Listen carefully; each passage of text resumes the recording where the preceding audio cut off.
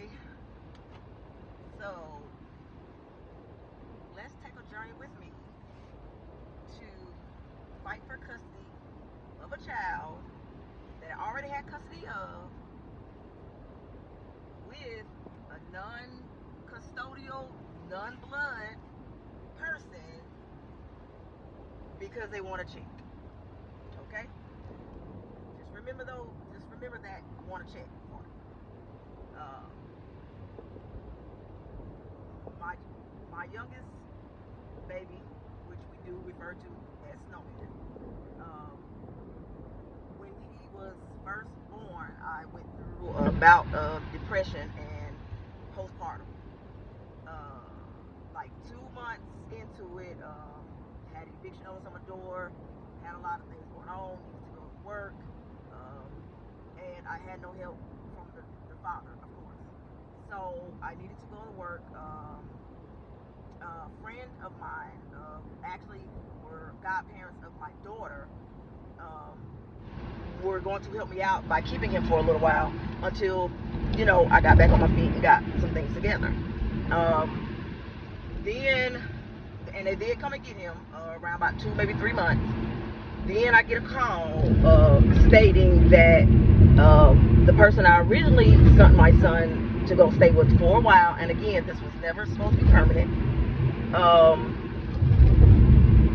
Now the child was with that person's sister that I had never even met.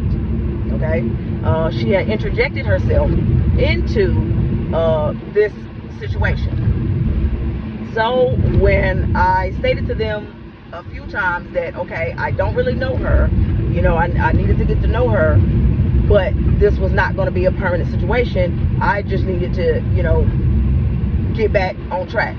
I had a baby on my hip and then one born, so yes, I was kind of going through it. So, they took them again, no issue, no problem. I was going to get my baby every weekend, like clockwork. It took me a little bit, maybe 6, 8 months, to kind of get better over my postpartum. But again, I had them on all weekends, all birthdays. I made sure that I got him. Now, the father at this time wasn't paying much child support, but he was paying something. So the little child support that he was paying, I was sending them. They were getting every dime. I didn't keep a dime of it. I was also at the time receiving food stamps, Medicaid. They had the food stamp card. They had the WIC card. They got everything. I didn't keep anything. So as time went by, me and the lady who had my youngest baby, my son, Snowman, whose name is Chris and Vicky Hook from Spartanburg, South Carolina, they were always trying to pressure me into letting them adopt my son. Even though I had stated multiple times, I'm not going to do that because he is not there to stay. But they continue to try to pressure me, and say certain things to me, knowing I was a single parent, knowing I needed the help. I kept feeling obligated to let him stay with them because I didn't know what else to do. But I made it clear, no, it is not permanent. You cannot have my child. You know, um, so it keeps going on. It keeps going on. Me and her, the summer of 2017. My son was born in 2015. The summer of 2017, me and Vicky got into a dispute at my daughter's birthday party, which was in Duncan at the time at I can't even remember the water park, but it was in Duncan, and we got into it because he kept saying he was thirsty, and then she continued to take his drink from him. And I questioned her why she kept taking his drink because he's thirsty. Like, leave my child alone. Like, he's a baby. And when my son tried to fight her back for it. Of course, he was wrong.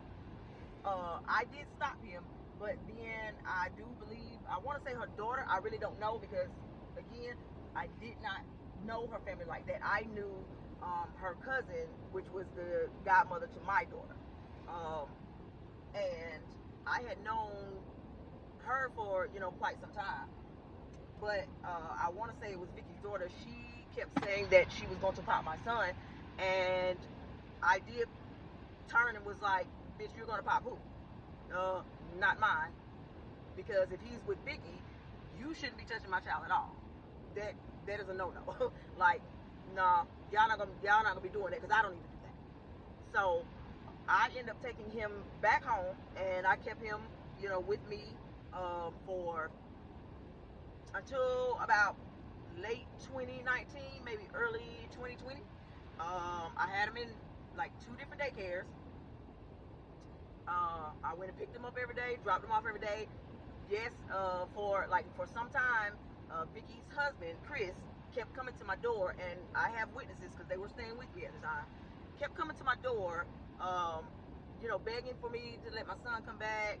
Oh, well, Vicky's so upset, and she's crying, and I don't care about any of that.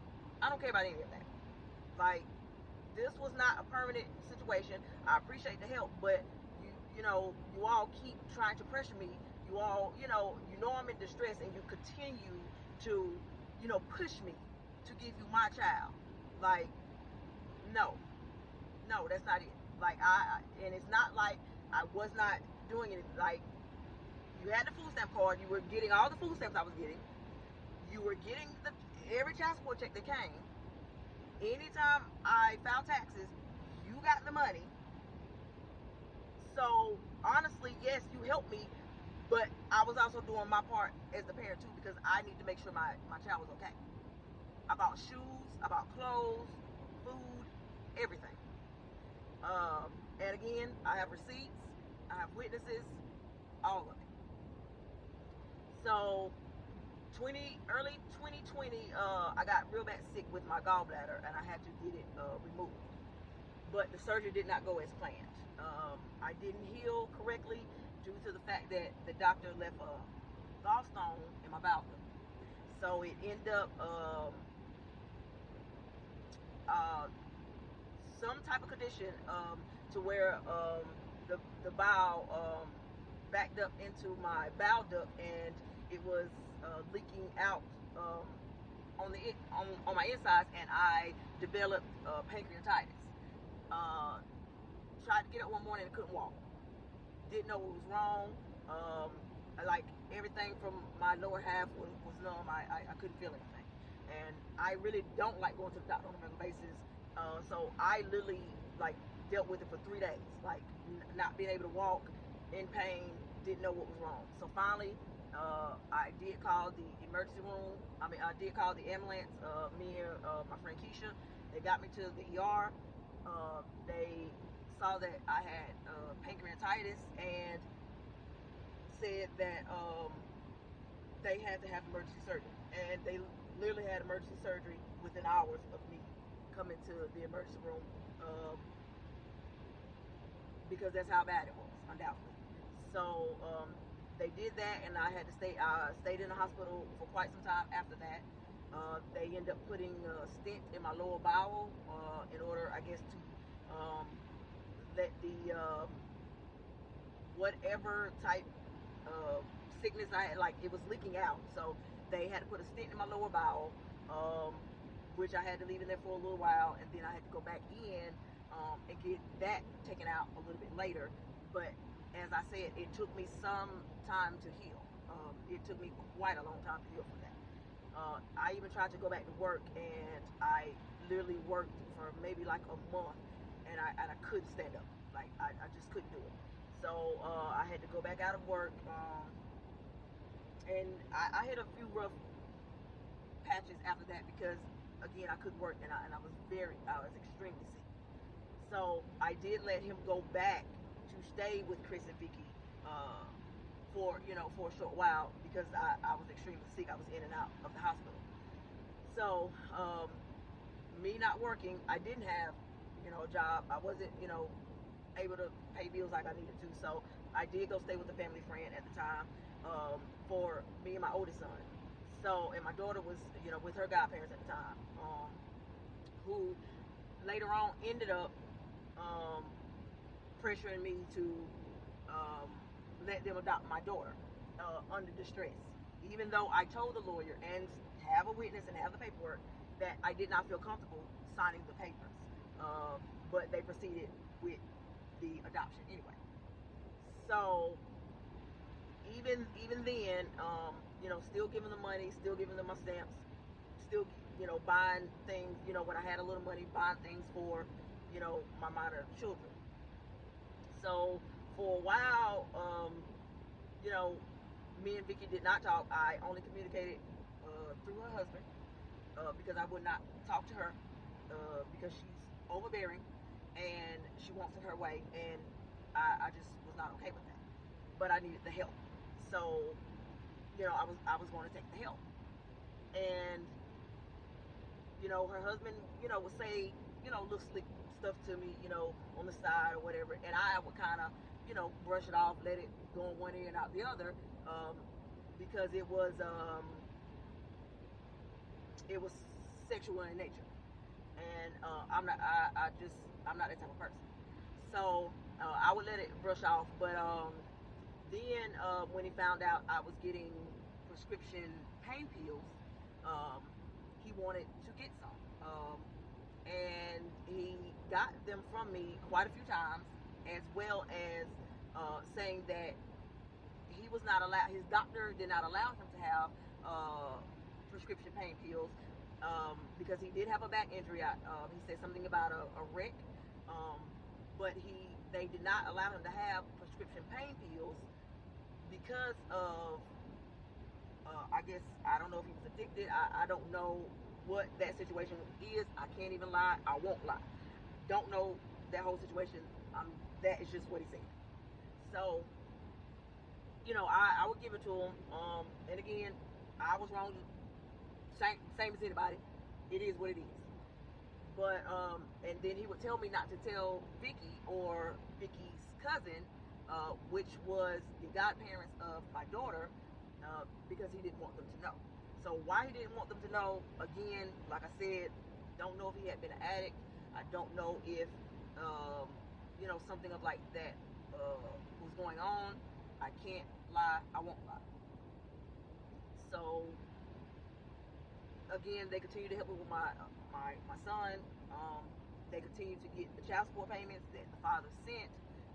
I even gave them my son's debit card because I had a bank account in my son's name. When the check came, I would just transfer it to his account.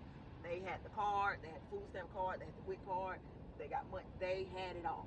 Okay, so and again, even when I did start back working, I was buying the clothes, buying the shoes. I was doing what I needed to do on my end, and also making sure I'm picking him up on a regular basis, making sure he's home. I was making sure all of that was happening because I knew I need to take care of my child, and they kept trying to pressure me to let them adopt them, but again, we never had that conversation to where he was staying permanent. It has always been clear that it is not permanent. So even though they did help me, and I was doing all I needed to do, it just continued to be problems with them. Just time after time after time. So once I made the decision, and I really got back into a place to where I could go and get him, then it started to, create problems. It started to, have people call my phone, have people show up at my home, you know, um, basically to the point to where it was harassment, like calling me, texting me, just nonstop. Can he stay? Can he stay? Just constant, to where I literally just kept feeling pressured about all of it. Again, being a single mom, never having that type of support, that type of help, thinking that they were really helping me, when all in actuality they were manipulated. So this is part one. Stay tuned for the other parts. Not sure how many it's going to take me. Shouldn't take me too long, but we'll get down to the bottom of it. And again, go on this journey with me as I fight for custody of a child I already had custody of, with non-blood people, non-custodial parents. Yeah, all of that. So stay tuned.